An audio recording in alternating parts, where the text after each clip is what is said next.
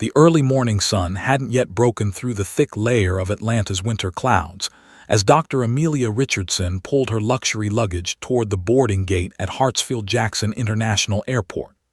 It was Christmas Eve, and the airport was a controlled chaos of holiday travelers, some rushing excitedly, others exhausted from holiday shopping, children darting between adults with the frenetic energy of the season. The terminal smelled like cinnamon, coffee, and the underlying scent of recycled aircraft air mixed with cleaning products.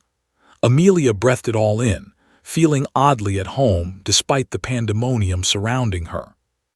She wore a tailored black blazer that hugged her frame perfectly, paired with pressed charcoal slacks and understated pearl earrings that caught the fluorescent airport lighting.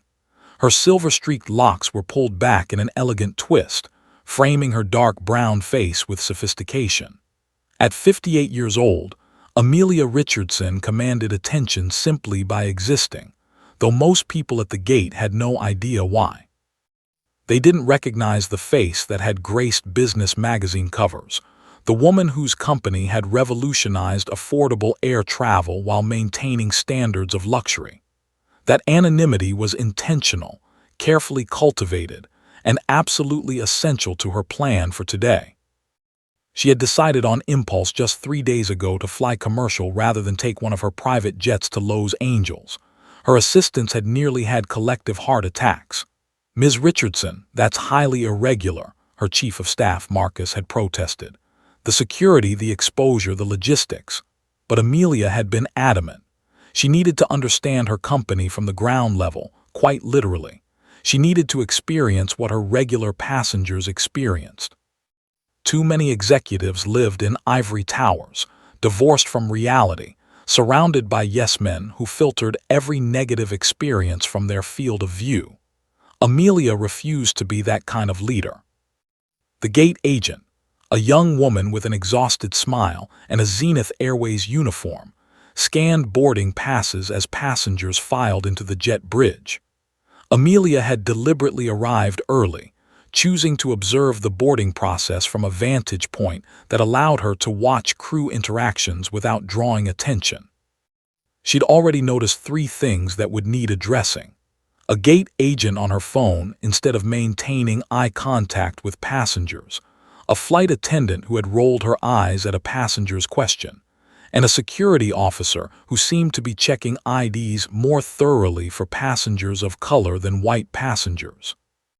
Every detail mattered. That was the philosophy she'd built her entire company on. When her boarding group was called, Amelia gathered her belongings, a single carry-on piece of premium luggage, a leather portfolio, and her purse, and joined the line. She deliberately avoided first-class check-in, opting instead to mingle with regular passengers. A mother with twin toddlers stood in front of her, frantically trying to keep the children from escaping. The father had apparently stayed at home, or perhaps they were divorced. Amelia found herself sympathizing with the stress in the woman's voice, as she asked the gate agent if the car seat could be checked or had to be carried on.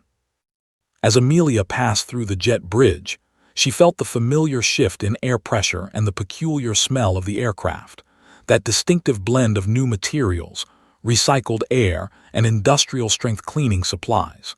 The cabin crew stood at attention near the galley. There was Captain Derek Morrison in the doorway of the cockpit, easily recognizable by his name tag, his uniform pressed to military perfection, his silver hair slicked back with an almost aggressive polish. He was speaking animatedly with a white male passenger in an expensive suit, laughing at something the man had said. Amelia observed the interaction carefully. Morrison's posture was relaxed and warm. His smile was genuine, reaching his eyes. He placed a hand briefly on the man's shoulder in a gesture of casual camaraderie. It was the kind of greeting that made passengers feel welcomed, valued, and noticed. She wondered if she would receive the same greeting. She suspected she wouldn't. Amelia made her way down the narrow aisle, rolling her suitcase, and located seat 2C, a window seat in first class that offered the perfect vantage point to observe crew operations throughout the flight. She'd specifically booked this seat months ago, keeping the reservation under a pseudonym that only her closest advisors knew about. The seat was pristine, the amenities laid out perfectly. A Zenith Airways branded pillow, a designer blanket, complimentary noise-canceling headphones, and a welcome packet for first-class passengers. She settled into the seat with the ease of someone accustomed to luxury travel, though her mind was already racing through observations and mental notes. The plane was boarding quickly but efficiently. The crew seemed professional, though there was an underlying tension she couldn't quite identify. A senior flight attendant named Sandra, whose name tag identified her as such, moved through the cabin with practiced efficiency, greeting passengers warmly, settling them into their seats, answering questions about breakfast options and flight duration. Amelia pulled out her phone and began reviewing emails, though her attention was only partially on the screen. She was more interested in the rhythm and flow of the aircraft operations. She noticed that the flight attendants paid slightly more attention to passengers in first class, no surprise there. But she also noticed which passengers received the warmest greetings and which received more perfunctory acknowledgments. There was a pattern, and it wasn't entirely about seat location. The boarding process continued for another 15 minutes. The aircraft was a Boeing 737, a workhorse of her fleet, and it was filling up steadily. Amelia had flown this exact aircraft type thousands of times in her position as CEO, though always in private or first class, and always recognized. This was the first time she would experience the flight as her passengers did, in the seat they booked, with the anonymity she craved. She silenced her phone and gazed out the window, watching ground crew members load final luggage into the cargo hold below.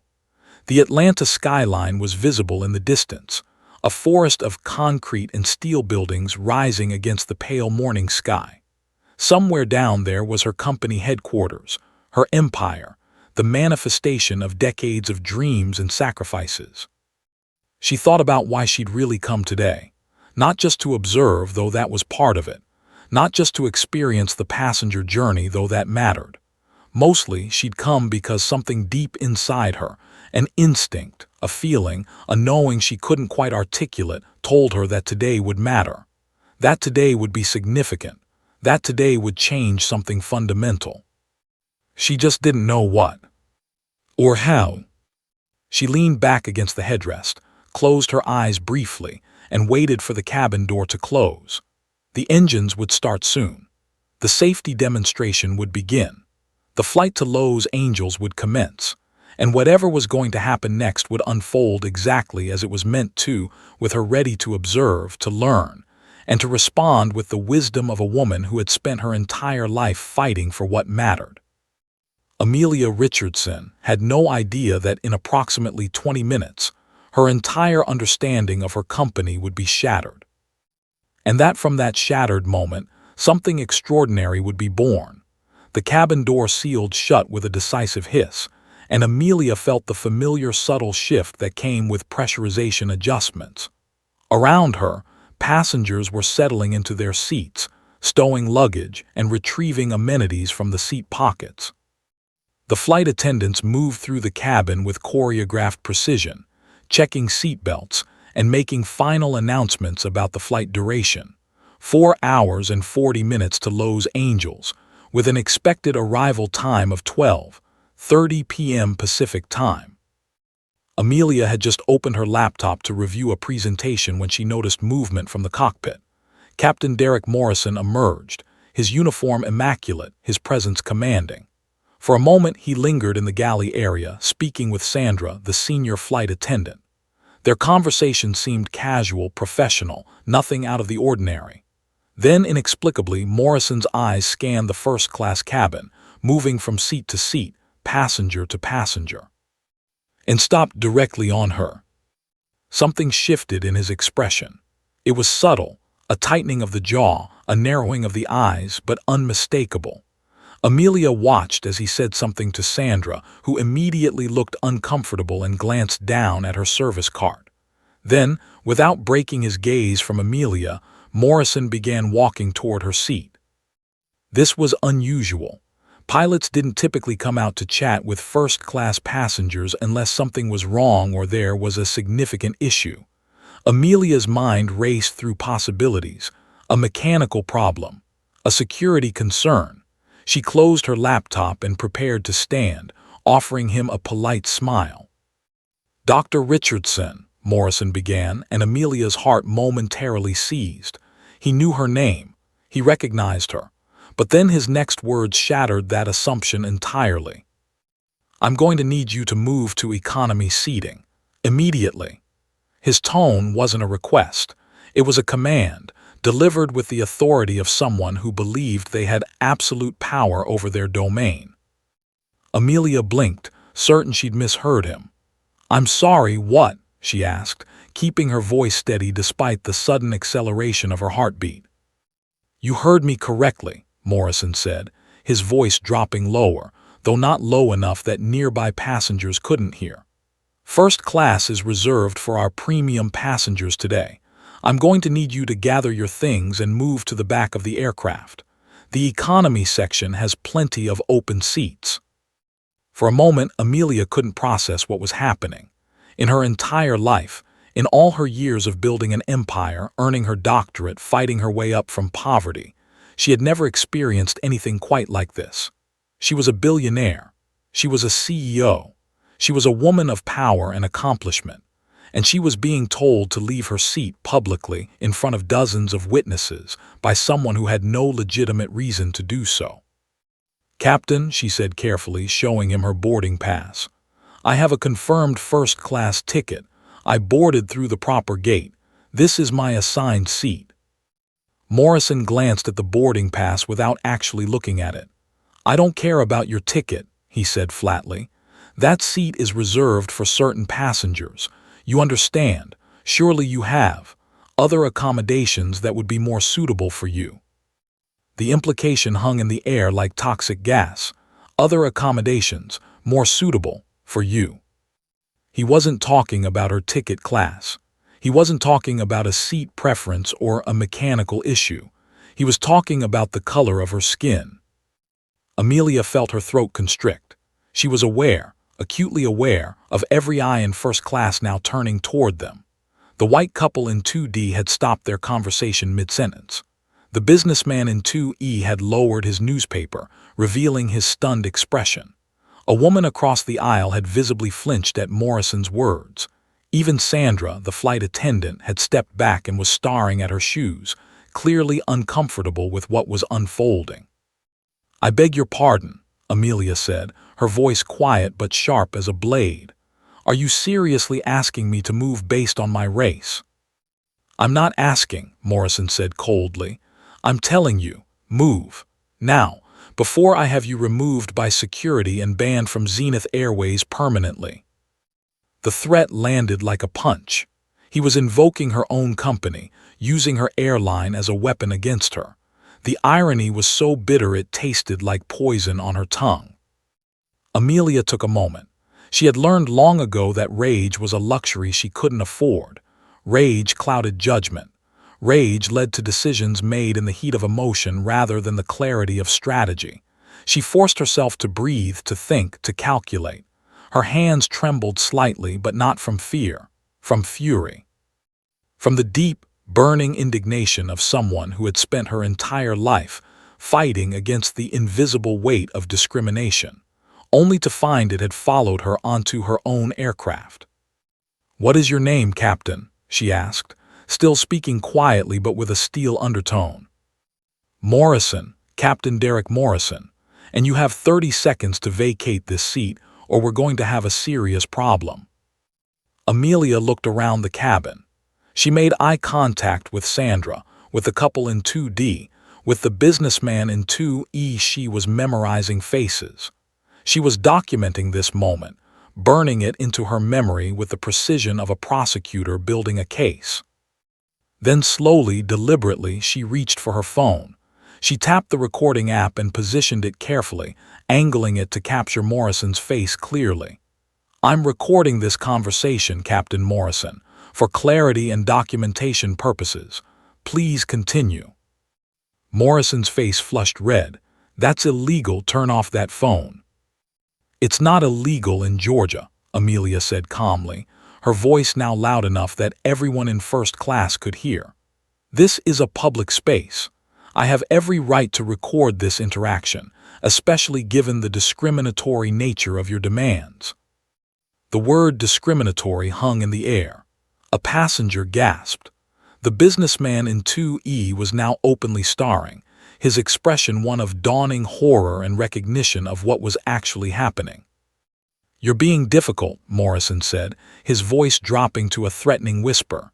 "Move, now, or I will have you arrested for disruptive behavior." Amelia stood slowly, gathering her belongings with careful deliberation. She would not cower. She would not disappear quietly into the economy section as if she should be ashamed. She had nothing to be ashamed of. The shame belonged entirely to Captain Derek Morrison and everyone who had created a system that allowed him to behave this way. As she stood to retrieve her carry-on, she looked directly at Morrison. "You just made the biggest mistake of your career, Captain. I hope it was worth it." She didn't elaborate. She didn't explain who she was. She would let him discover that on his own. She would let the knowledge settle over him like ice water as the investigation began and the full weight of what he'd done became undeniable. As she walked toward the back of the aircraft, wheeling her suitcase behind her, Amelia felt something crystallize inside her. This wasn't just about what Morrison had done to her. This was about a system that had allowed him to do it, to get away with it, to believe he could do it without consequences. And that system, she decided in that moment, was going to burn. She didn't know how yet, but she would find a way. Amelia found seat 24B with the help of a flight attendant who seemed genuinely embarrassed about what had transpired. The woman, whose name tag identified her as Jennifer, avoided eye contact and spoke in hushed tones. "I'm so sorry about that situation upstairs. That was completely inappropriate." Amelia simply nodded, not trusting herself to speak yet. The fury inside her was a living, breathing thing, clawing at the walls she'd built around it. Seat 24B was between a college-aged black man who was already asleep against the window with earbuds in, and a Latina woman in her early 30s with a restless toddler in a car seat. The woman glanced up apologetically as Amelia began stowing her carry-on in the overhead bin. "Sorry, it's cramped back here," she said softly. "My daughter gets fussy during takeoff." "It's fine," Amelia replied, and she meant it. There was something grounding about being here, among ordinary people with ordinary problems. The little girl, maybe 3 years old, was clutching a worn stuffed rabbit and staring at Amelia with the unfiltered curiosity of a child. As Amelia settled into her seat, she became aware of the stark contrast between first class and economy. The seats were noticeably narrower, the padding less plush. The overhead bins were already stuffed, creating a sense of compressed space. The air felt stale, recycled. The lighting was harsher, more institutional. This was the experience her economy passengers had every single day, and she realized with a start how little she truly understood about their journey. But that realization would have to wait. Right now, she had more pressing concerns. Amelia pulled out her phone, which still had the recording of Morrison's confrontation safely stored. She transferred the audio file to her encrypted cloud storage immediately, sending a copy to her personal email account as well. Redundancy was essential. She couldn't risk losing this evidence. Her hands were shaking, whether from anger or adrenaline she couldn't quite determine. She clenched them in her lap and took several deep breaths. This was the moment where she needed to think clearly, the moment where her response would be crucial. Some people in her position might let this slide. Some might call their lawyers and sue for discrimination.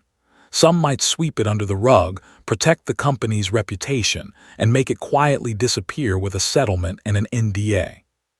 Amelia had never been that kind of person.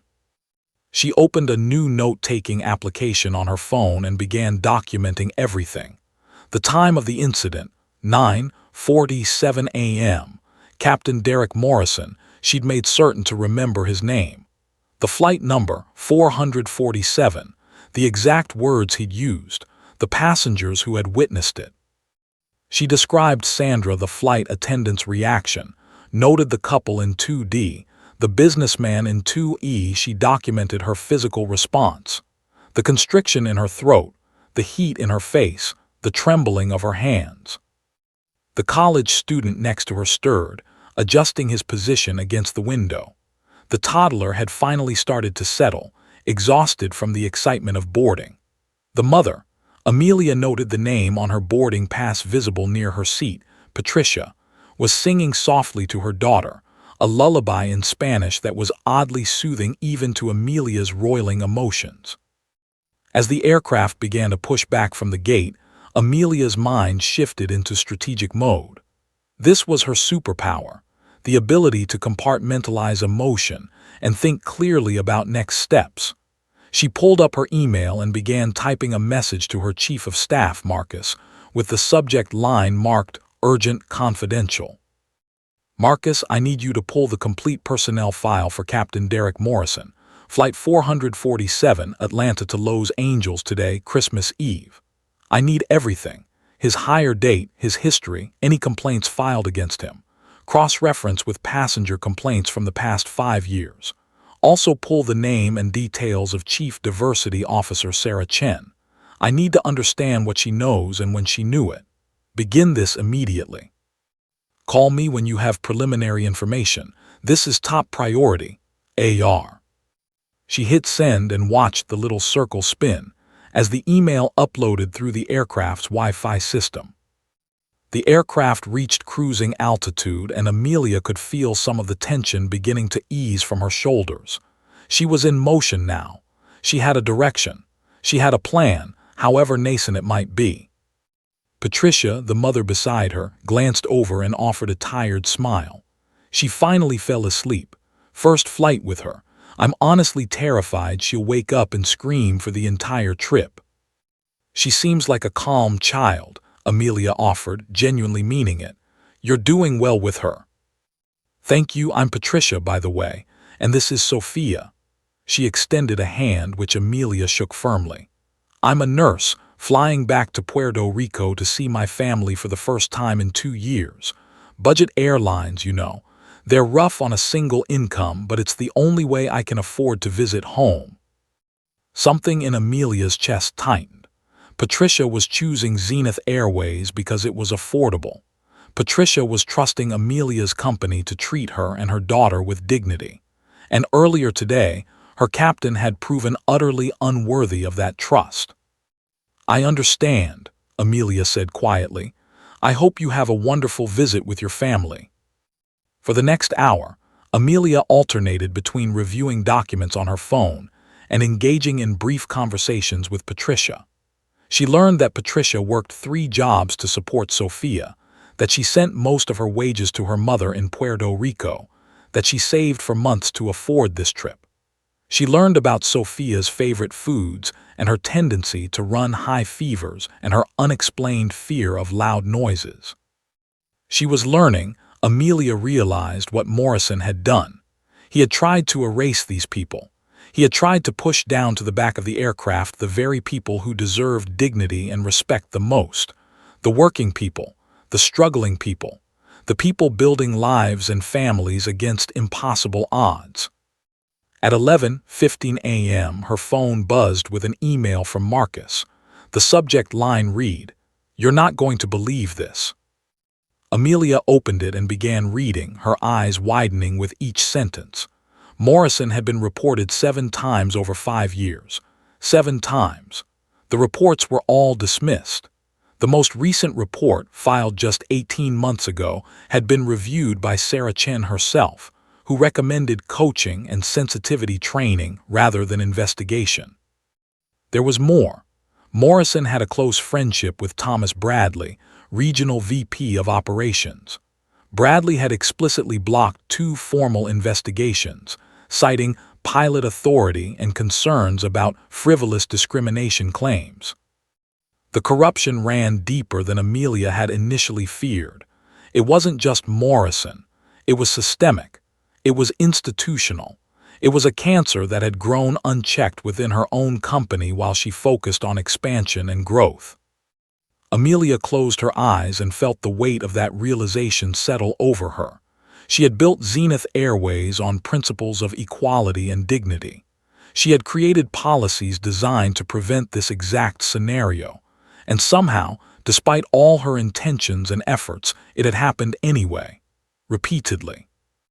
As the aircraft continued toward Los Angeles, Amelia made a decision. She would not let this be buried. She would not allow this system to continue. Whatever it cost, whatever it took, whatever professional or personal consequences she would face, she was going to expose this, tear it apart, and rebuild it correctly. The dangerous decision had been made. There was no turning back now. The landing in Los Angeles was smooth, almost anticlimactic given the emotional turbulence of the flight. As the aircraft taxied toward the gate, Amelia remained seated while other passengers gathered their belongings and shuffled toward the exit. She pulled out her phone and reviewed her audio recording once more, confirming the quality. The sound was clear, Morrison's voice unmistakably captured, every discriminatory word preserved perfectly. Patricia stood to retrieve her daughter's car seat, struggling slightly with the weight. Amelia helped her and Patricia touched her arm gratefully. "You've been so kind. Thank you for making this flight bearable." Amelia wanted to tell her that this flight had been anything but kind, that Patricia and her daughter deserved better, that she would ensure they never experienced anything like this again. But she said nothing. Not yet. Instead, she exchanged contact information with Patricia, who seemed surprised but grateful. "If you ever need anything," Amelia said, "don't hesitate to reach out." As she deplaned, Amelia's mind was operating on multiple levels simultaneously. She moved through LAX on autopilot, collecting her luggage, navigating to ground transportation, all while mentally constructing the investigation in her head. She had established herself in a luxury hotel suite by 2:30 p.m. and immediately called an emergency meeting with her in-house legal team. By 3:00 p.m., 3 attorneys were on video conference with her, along with Marcus, her chief of staff. "I need everything," she told them without preamble. "Complete passenger manifests from Flight 447, every commercial interaction that aircraft has had in the past 2 years, every crew member's file, current and former, every single complaint filed against Captain Morrison, every complaint filed against Regional VP Thomas Bradley, every interaction between Bradley and Morrison, documented emails, calendar invitations, meeting notes, everything." One of the attorneys, a woman named Rebecca Chen, leaned forward on the screen. "Ms. Richardson, given the nature of what you're asking for, I need to advise you that we should bring in external counsel. If this is going where I think it's going, you're going to want protection from charges of retaliation. The moment we start investigating, Morrison will have grounds to claim you're retaliating against him for something he did." "I don't care," Amelia said flatly. "He discriminated against me on my own aircraft. I have proof. And if the investigation reveals that he's been doing this to other people, other passengers, then it's not retaliation, it's accountability. There's a difference." "A difference that may be difficult to prove in court," Rebecca cautioned. "But yes, I understand. I'll bring in David Morrison, no relation to the captain, from our external firm. He specializes in employment law and discrimination cases. We'll need to be meticulous." Over the next 4 hours, Amelia worked methodically through a mountain of documentation. She discovered things that made her blood boil.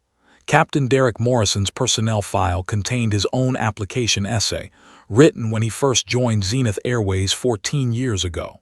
In it, he had written about his commitment to excellence and his belief in equal treatment for all passengers. The hypocrisy was staggering. Marcus compiled a timeline of complaints. The first complaint had been filed 6 years ago by a woman named Keisha Davis, who reported that Morrison had made several comments to her about her being in the wrong section before she even boarded. He'd suggested she would be more comfortable elsewhere. The complaint was filed, reviewed by then Diversity Officer James Whitney, and Marcus noted with visible frustration, marked resolved after Morrison received a coaching session. The second complaint, filed 4 years ago, came from a man named Robert Thompson, who reported that Morrison had refused to allow him to board first class despite having a valid ticket, telling him that certain sections weren't appropriate for his demographic. This complaint reached Sarah Chen, who had been appointed diversity officer 2 years ago. Her response: recommend sensitivity training and close the case. The third complaint was the most recent, filed 18 months ago by a woman named Jasmine Martinez, who reported that Morrison had instructed her to move seats, claiming there was a clerical error in her booking, when in reality her booking was correct. She felt humiliated and targeted.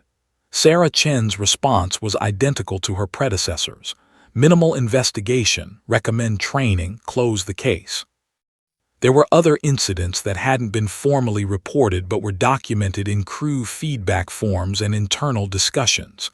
A pattern was emerging, inescapable and undeniable. Morrison had done this before, multiple times, to multiple people.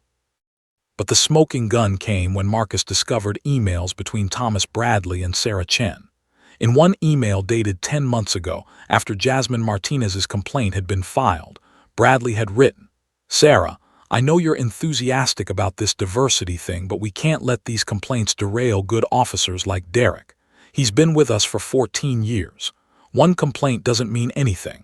Let's resolve this quietly and move forward. No need to make a big deal out of it." Sarah Chen's response: "You're right, Thomas. I'll recommend coaching and close the file." Amelia felt sick reading it.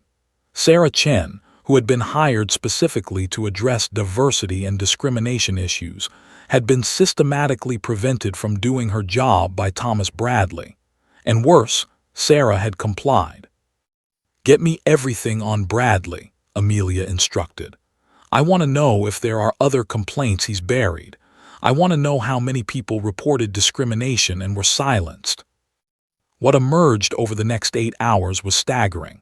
Bradley had been at Zenith Airways for 12 years. In that time, he had overseen 43 discrimination complaints. 43. Of those, only 4 had resulted in any kind of disciplinary action. The other 39 had been dismissed, minimized, or buried. Amelia discovered that Bradley had a financial incentive to minimize complaints. His performance bonus was tied to employee retention metrics. Every termination dinged his bonus.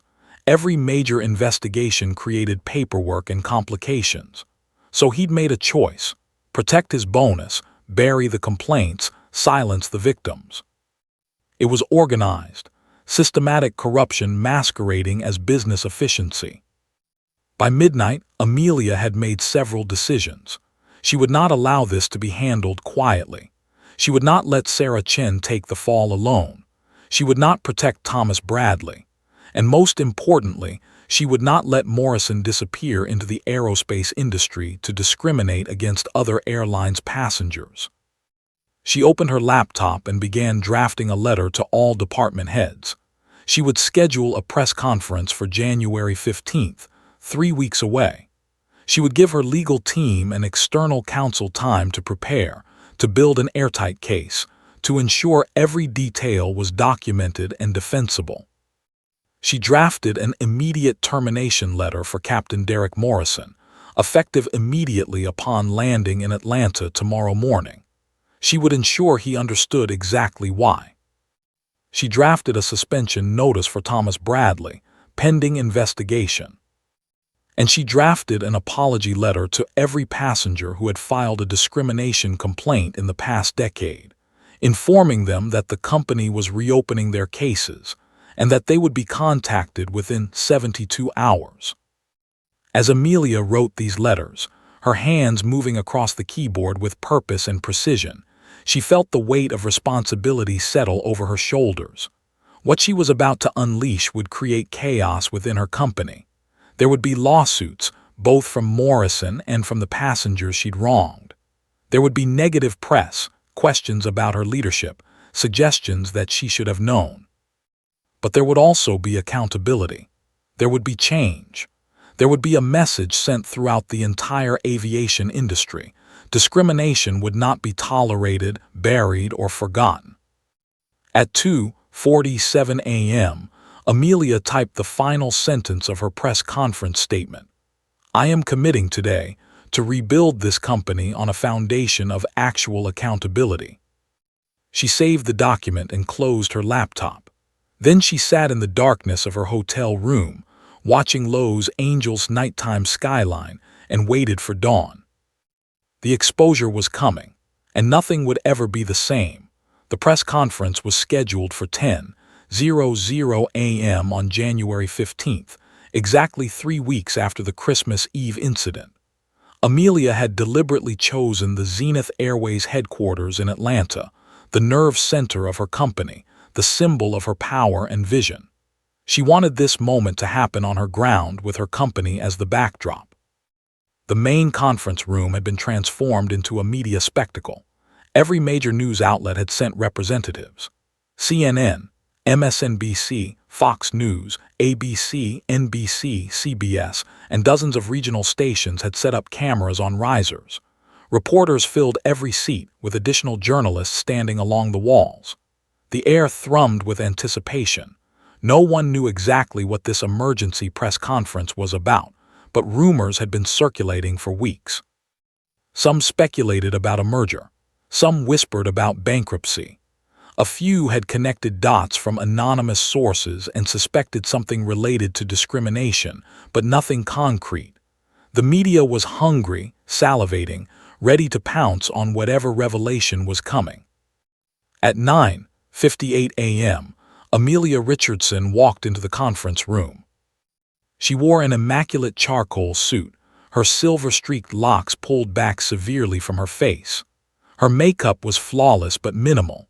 She wanted the focus on her words, not her appearance. She approached the podium with the bearing of a woman who had nothing left to lose because she had already lost everything that mattered, her faith in her own company's integrity. The room erupted in shouted questions the moment she appeared. "Ms. Richardson, is the airline being sold? Are you stepping down? What's the announcement?" Amelia raised her hand, and somehow, through sheer force of presence, the room quieted. "I am Amelia Richardson, founder and CEO of Zenith Airways," she began, her voice steady and clear. "I've called this press conference to address a critical issue that has come to my attention, an issue that represents a fundamental failure of my company's core values and my personal leadership." She paused, letting the tension build. "On December 24th of last year, I was a passenger on Flight 447 from Atlanta to Los Angeles. I was seated in first class, in a seat I had paid for with a valid ticket. During that flight, Captain Derek Morrison instructed me to move to economy seating.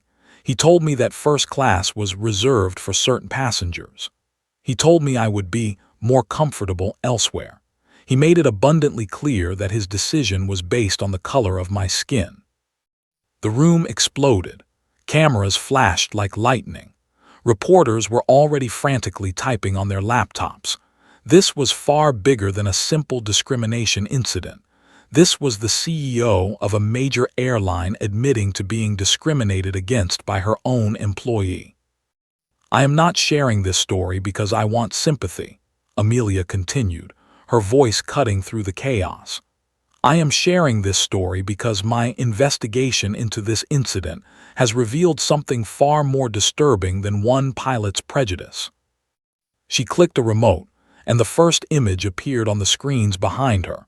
A timeline titled "Discrimination Complaints at Zenith Airways Past 6 Years." "Captain Derek Morrison has been reported for discrimination 7 times over the past 6 years, Amelia announced. 7 times. 7 different passengers. 7 incidents that should have resulted in termination but instead were buried, minimized, and ignored. A reporter shot her a question. "Can you name the passengers?" "I can, and I will be releasing their names and settlement information to each of you at the conclusion of this conference," Amelia said. "However, I want to be clear. These victims did everything right. They filed complaints, they documented their experiences, and they were systematically silenced. She clicked again. A new slide appeared. Thomas Bradley, Regional VP, Operations. 43 discrimination complaints buried over 12 years. The gasps were audible. This was no longer about one pilot. This was about institutional corruption. Thomas Bradley has been with our company for 12 years, Amelia continued, her voice measured but with an undercurrent of controlled fury. During that time, he supervised discrimination complaints, 43 of them, 43 cases where passengers reported experiencing discrimination or harassment based on race, ethnicity, gender, or other protected characteristics. Of those 43 complaints, only 4 resulted in any disciplinary action. The other 39 were closed without investigation, minimized as misunderstandings, or buried entirely. She clicked again. An email appeared on the screen, the smoking gun email between Thomas Bradley and Sarah Chen. This email is from Thomas Bradley to Sarah Chen, who was our Chief Diversity Officer, Amelia said. In this email, Mr. Bradley explicitly instructs Ms. Chen to close a discrimination complaint without investigation because, and I quote, "We can't let these complaints derail good officers like Derek." He also states that the complaint shouldn't create a big deal. The room was silent now. This was not speculation. This was documented evidence of deliberate obstruction. "Let me be absolutely clear about what this represents," Amelia said, gripping the sides of the podium. "This is not a failure of policy. This is a failure of conscience. This is a culture of complicity. This is an institutional decision to protect bad actors over the safety and dignity of our passengers." A reporter stood. "What actions are you taking?" Amelia took a breath. This was the moment where she moved from indictment to resolution. Effective immediately, Captain Derek Morrison is terminated. His employment with Zenith Airways is over. He will not be permitted to work in any capacity for this company. Thomas Bradley is suspended pending a comprehensive investigation that will likely result in his termination as well. Sarah Chen, our Chief Diversity Officer who facilitated the closure of complaints instead of investigating them, is also terminated. The reporters were scribbling furiously. This was history unfolding in real time. But terminations are not enough, Amelia continued. Today, I am announcing a $50 million settlement fund for every passenger who has experienced discrimination by Zenith Airways employees over the past decade. Every complaint will be reopened. Every case will be reinvestigated by independent external counsel. Every victim will be contacted within 72 hours. She clicked to the next slide, Comprehensive Reform Plan. Beginning immediately, every employee at Zenith Airways will undergo mandatory quarterly diversity, equity, and inclusion training. Not annual training, not optional training. Mandatory quarterly training with testing and accountability. We are establishing an independent civil rights oversight board, chaired by Dr. Angela Freeman, former director of the EEOC, to monitor our progress and ensure accountability. We are implementing anonymous reporting mechanisms so that passengers and employees can report discrimination without fear of retaliation. Another reporter, do you take responsibility for this happening under your leadership? Amelia's jaw tightened. Absolutely. I built this company, I set its values, and I failed to enforce those values adequately. I trusted systems without verifying their integrity. I assumed that because I had written good policies, they were being implemented. That was negligent. That was wrong. I take full responsibility. She continued, I am also announcing that I personally will be taking a 1-year sabbatical from my CEO duties, effective immediately, to be replaced by an interim CEO who will oversee the implementation of these reforms. I will remain engaged as founder, but I will not be in operational control until the investigation is complete and meaningful change has been demonstrated. The room erupted again. This was unprecedented, a CEO voluntarily stepping back from control.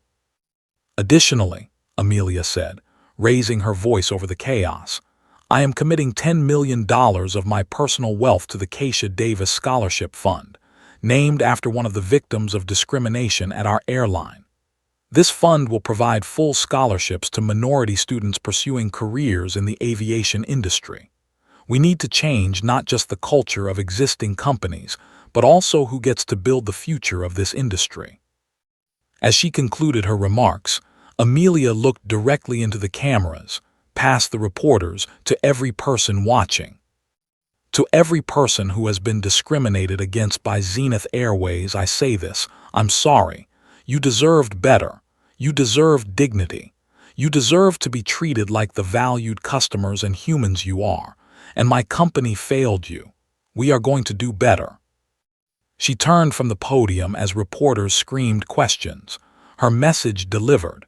Her declaration of war against institutional racism complete. Behind her, the Zenith Airways logo gleamed on the wall. But it represented something different now, not just a company, but a reckoning. The press conference ended at 11:47 a.m. By noon, #Zenith Airways was trending nationally on Twitter. By 1:00 p.m., it was the #2 trending topic worldwide. By 2:00 p.m., every major news network had run special segments analyzing what Amelia Richardson had just done. The reaction, however, was not uniformly positive. Within 3 hours, a coalition of pilots' unions had issued a joint statement calling Amelia's actions reckless, divisive, and an assault on the authority of command personnel. Captain Derek Morrison's lawyer released a statement claiming his client was being railroaded by a CEO seeking to rehabilitate her own image, and that Morrison's removal was politically motivated and without due process. By 4:00 p.m., conservative media outlets had begun their counteroffensive. A prominently featured cable news host ran a segment titled, CEO Destroys Her Own Company to Score Woke Points, arguing that Amelia was overreacting to a simple customer service disagreement that had been blown out of proportion. This is what happens when you give women and minorities too much power, the host declared, his tone dripping with contempt. They destroy institutions with their sensitivity and their obsession with identity politics. The comment section of every article about the press conference erupted into chaos. Thousands of people voiced support for Amelia. Thousands more attacked her, claiming she was destroying the aviation industry's meritocracy, that Morrison was a victim of cancel culture, that the real problem was reverse discrimination. A group of retired pilots published an open letter defending Morrison and criticizing Amelia's unprecedented overreach. They questioned whether a single incident should result in termination, and whether sensitivity to minor cultural differences should override operational excellence. But something else was happening simultaneously, something the critics hadn't anticipated. Employees of Zenith Airways were responding with overwhelming support for their CEO. An internal survey conducted within 72 hours of the press conference showed that 87% of employees supported Amelia's actions and expressed confidence in her leadership. Even more remarkably, 91% of non-white employees and 84% of white employees viewed her response positively. Keisha Davis, the passenger Morrison had discriminated against 5 years earlier, gave an interview to CNN that aired Wednesday evening. Sitting across from Anderson Cooper, tears streaming down her face, she talked about what Morrison's action had done to her confidence, her sense of safety when traveling, her willingness to fly. I stopped flying for 3 years, Keisha said quietly. I drove everywhere, even for cross-country trips that should have been flights. I was terrified of experiencing that kind of humiliation again. When Dr. Richardson announced the settlement, I wasn't thinking about money. I was thinking, finally, someone listened. Finally, someone cared. She didn't have to do this. She could have buried it like everyone else did, but she chose accountability. The interview went viral. Keisha's story humanized the abstract concept of discrimination in a way that no statistics could. Her pain was real, her relief was genuine, and her validation that Amelia had done the right thing was powerful. Robert Thompson, another victim from the original complaints, came forward publicly. He had stopped applying for jobs that required travel because he feared flying. The settlement money allowed him to finally afford therapy to address his flight anxiety, and Amelia's public acknowledgement of what had happened to him felt, in his words, like finally being seen as a human being. Jasmine Martinez, the most recent victim, started a podcast about her experience and how systemic discrimination in corporate America affected minorities. Within 2 weeks, her podcast had 500,000 downloads. The economic reaction was more complex. Zenith Airways stock initially dipped 3.2% in the hours following the press conference as investors worried about the $50 million settlement and the uncertainty of transitional leadership. But then something unexpected happened. Other airline stocks also dipped as investors began asking uncomfortable questions about what was being hidden at those companies. By the end of the week, Zenith Airways stock had recovered and was up 1.8% from where it had been before the press conference. Financial analysts attributed this to several factors: the market's recognition that Amelia was addressing problems rather than burying them, investor confidence that transparent leadership would protect the company's reputation long-term, and the positive public response from passengers and employees.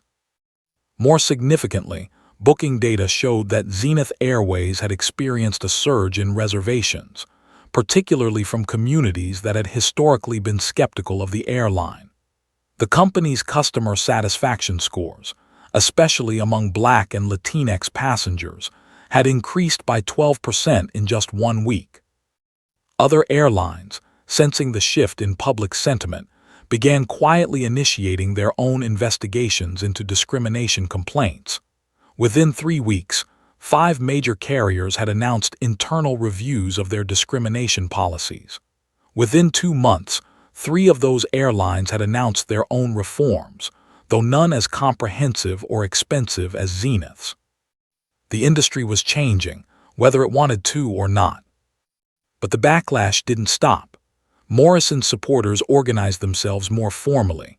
A group called Defend Our Pilots launched a fundraiser to help Morrison pay for legal defense, raising over $200,000 in the first month. They compared him to victims of cancel culture, to George Zimmerman, to Brett Kavanaugh, framing him as a martyr to the cause of meritocracy. Conservative talk radio hosts made Morrison a cause célèbre. One nationally syndicated host invited Morrison on his show for a 3-hour interview where Morrison presented himself as a victim, claiming that he had been railroaded by a diversity-obsessed CEO, and that passengers like Amelia Richardson had no place in first class because they were using social justice as a weapon. The interview was distributed virally among certain online communities, and Morrison became a symbol for those who felt threatened by changing social norms around discrimination. But then something happened that shifted the narrative again. A flight attendant named Sandra, the same woman who had been present during Morrison's original incident with Amelia, came forward with detailed accounts of Morrison's behavior over the years. She described a pattern of inappropriate comments, leering looks, and discriminatory treatment of passengers that went back over a decade. She provided documentation in the form of written complaints she had filed with HR, all of which had been dismissed. Sandra's testimony corroborated the pattern that Amelia's investigation had uncovered. It also destroyed Morrison's claim that he was a victim. He wasn't a martyr. He was a predator who had been protected for years by a system designed to prioritize his reputation over passengers' dignity. The media narrative shifted overnight. Stories that had framed Morrison as a victim now reframed him as a perpetrator. The Defend Our Pilots group saw donations plummet. Conservative media outlets that had championed him began distancing themselves. By mid-February, 3 months after the Christmas Eve incident, the landscape had completely changed. Zenith Airways was being held up as an example of corporate accountability. Amelia Richardson was being invited to speak at universities, corporate conferences, and civil rights organizations. The airline industry was undergoing a cultural reckoning.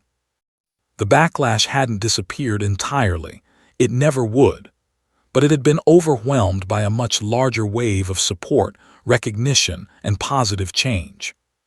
Amelia, observing all of this from her sabbatical position, felt something she hadn't expected: hope. Real, substantive, justified hope that change was actually possible when someone with power was willing to use that power for accountability rather than self-protection.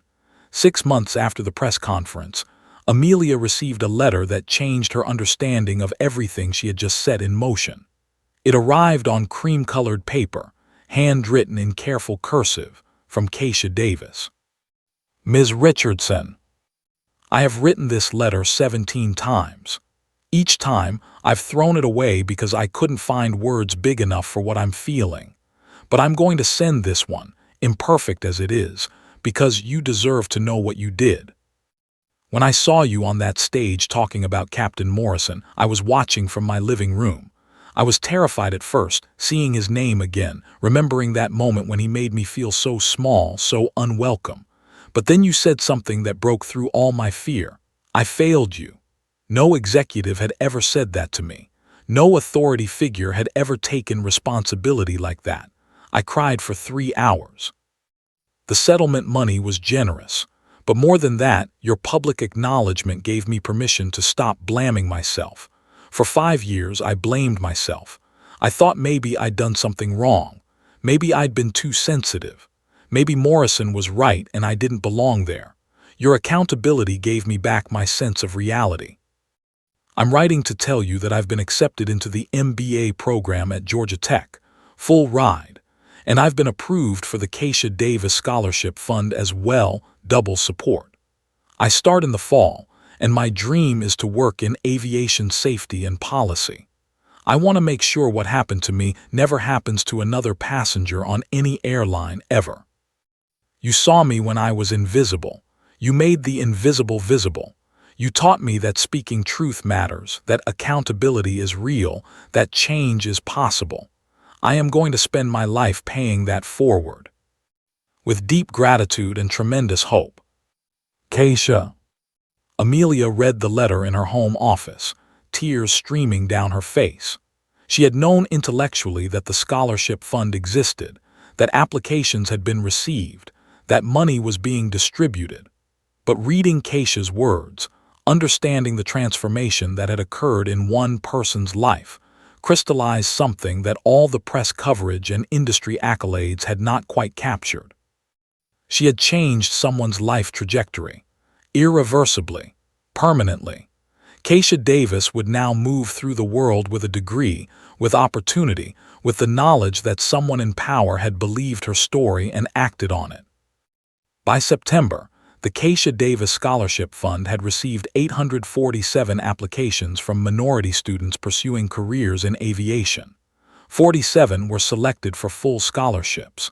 The diversity of the applicant pool was remarkable. Keisha's own story had inspired young people across the country.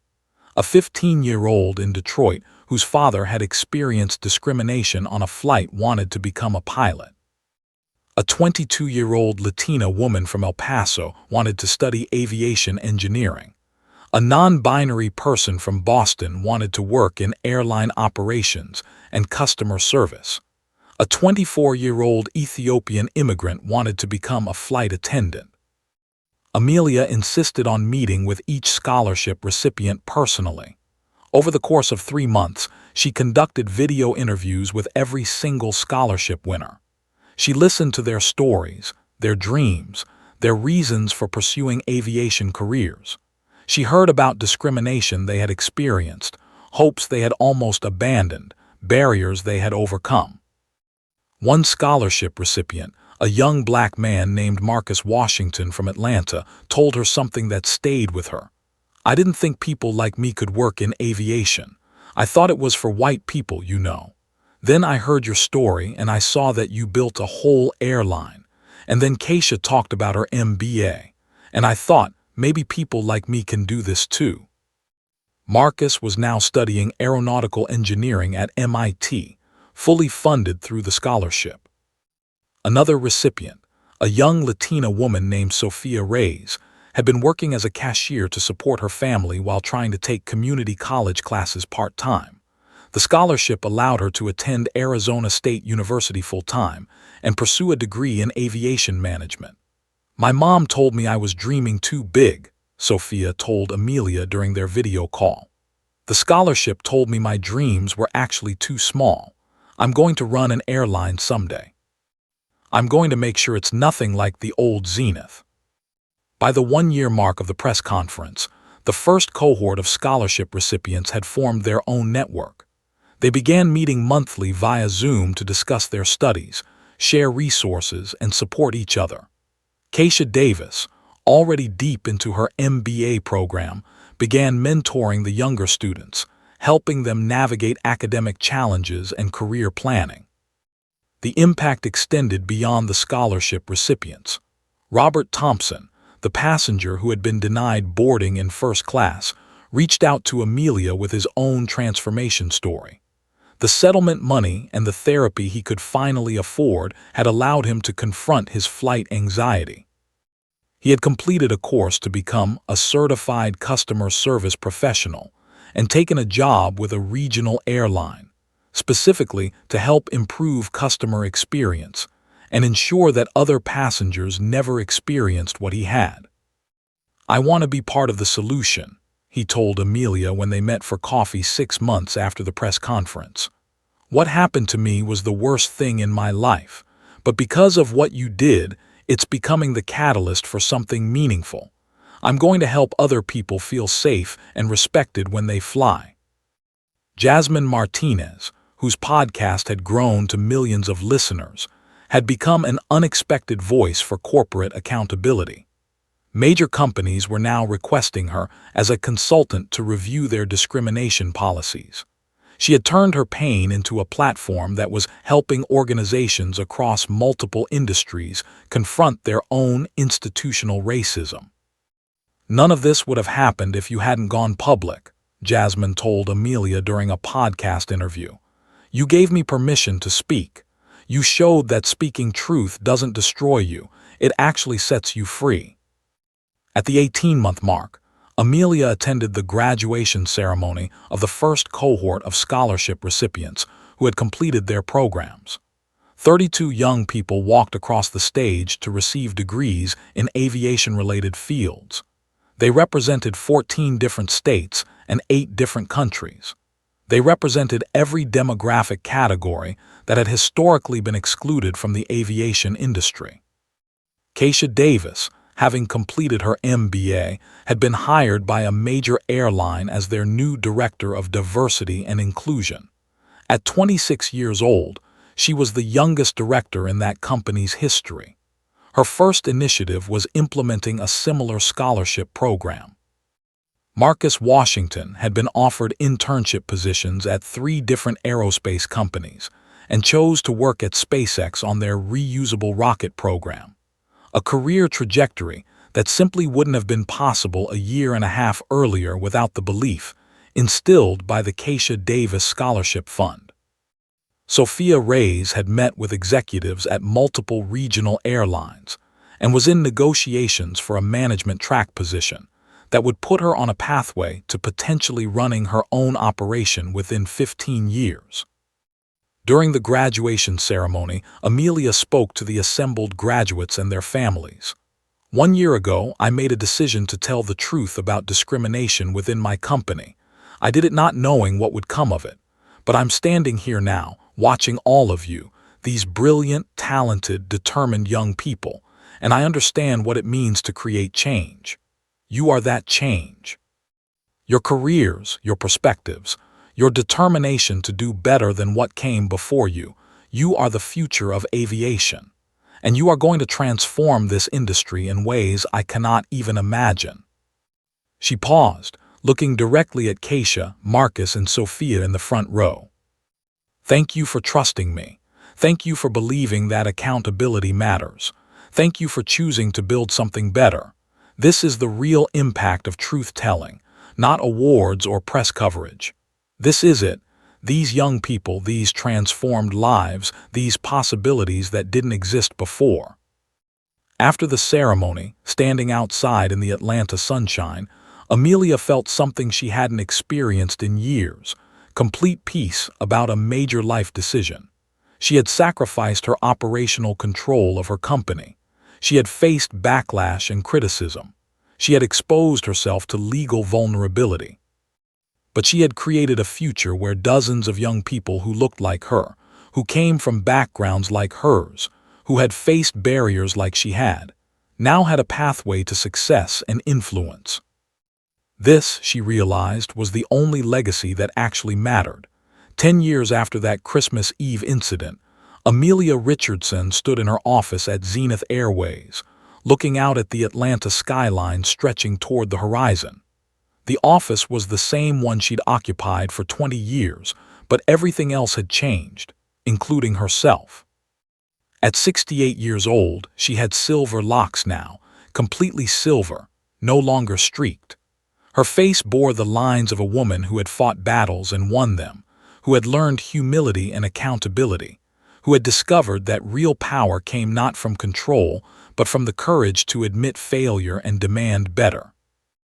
Zenith Airways had been recognized for the 4th consecutive year as the nation's premier airline for workplace equality and customer satisfaction. Employee diversity had increased from 34% to 67% in non-white positions. Executive leadership, once almost exclusively white and male, now reflected the demographics of America. 51% women, 38% people of color, with a particular emphasis on leadership roles held by the very populations that had historically been excluded from aviation. The airline's profits had quadrupled. Counterintuitively, the money spent on diversity initiatives, settlements with victims, and comprehensive training hadn't destroyed the company, it had strengthened it. Investors had learned that ethical leadership and profitability weren't mutually exclusive. They were, in fact, deeply interconnected. Companies that treated people with dignity attracted top talent, inspired customer loyalty, and built sustainable competitive advantages. The Keisha Davis Scholarship Fund had grown exponentially. What had started with a $10 million personal commitment from Amelia had become a $240 million program that had fully funded the education of 847 young people from underrepresented communities in aviation careers. Every single one of those 847 people had found employment in the aviation industry. Many had found leadership positions. Several had gone on to start their own aviation-related companies. Keisha Davis herself was now the Chief Diversity Officer of one of America's largest airline holding companies. At 36 years old, she had become one of the most respected voices in corporate accountability and equity initiatives. She maintained a mentorship relationship with Amelia, and the two had become unexpected close friends, connected by the moment of discrimination that had transformed both their lives. Marcus Washington, who had completed his degree at MIT, was now working as a senior engineer at SpaceX and had been recognized in Forbes' 30 Under 40 list for his work on sustainable aviation fuels. He had also launched his own nonprofit, the Washington Aviation Equity Initiative, which helped young people of color see careers in STEM and aviation as accessible and achievable. Sophia Reyes had become director of operations for a mid-size regional airline at the age of 32, the youngest person ever to hold that position in the company's history. She had hired 156 people from the scholarship program and was deliberately building a company culture that reflected her own journey from poverty and exclusion to leadership and opportunity. Robert Thompson had been promoted twice within his regional airline and was now leading their entire customer experience division. Under his leadership, the airline had won awards for being the most welcoming to passengers of color, passengers with disabilities, and passengers from LGBTQ+ communities. His own transformation from a traumatized victim to an advocate had inspired dozens of other organizations to examine their own customer service practices. Jasmine Martinez had become a nationally recognized expert on corporate discrimination and accountability. Her podcast had 3.2 million listeners. She had been invited to testify before Congress about systemic racism in corporate America. Her consulting firm had worked with over 70 companies, helping them implement meaningful diversity and equity initiatives. But what had happened to the antagonists in this story? Captain Derek Morrison had disappeared into obscurity. His lawsuit against Zenith Airways had been dismissed in 2018. His attempts to work as a pilot for other airlines had been unsuccessful.